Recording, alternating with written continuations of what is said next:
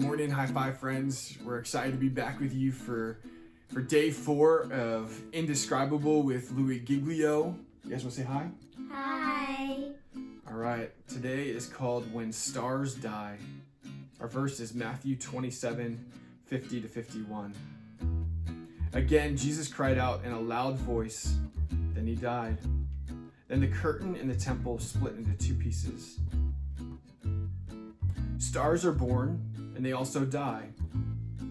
We usually think of dying as an ugly thing, but when a star dies, it's actually quite beautiful. Stars are basically big balls of gas. When that gas burns up, the stars die.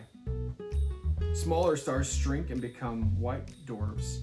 Eventually, they stop shining altogether and become black dwarfs. Bigger stars produce iron as they burn. The iron soaks up the star's energy like a sponge until it explodes into a supernova. A stunningly beautiful thing to see. When Jesus died on the cross, the suffering of his death would have been the most horrible thing to see, and the most beautiful. Beautiful? How could Jesus' death have been beautiful? It was beautiful because of the reason that he did it. Jesus chose to die so that we could be saved from our sins. Jesus, the shining star of heaven, died in a supernova of grace, so great that the temple curtain was torn in two. The curtain that separated the people from God was torn from top to bottom because God reached down from heaven and ripped it in two. And because Jesus died, you and I can stand in front of God with all of our sins washed away by the holiness of Jesus. And you and I, and all those who choose to follow him, will spend eternity in heaven with him. Now that's truly beautiful. And here's our prayer.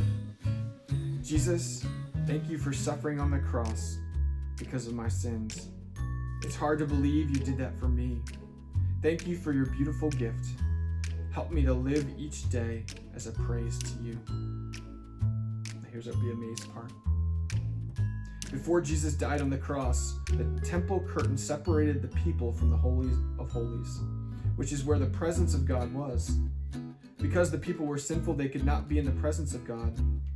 Only once a year could the high priest go behind the curtain, but only after lots of special cleansings and sacrifices were done to atone for or pay for the people's sins. Scholars believe the curtain was, ready? Wait for it, 60 feet high, 30 feet wide, and as much as 4 inches thick. That is a lot of sewing.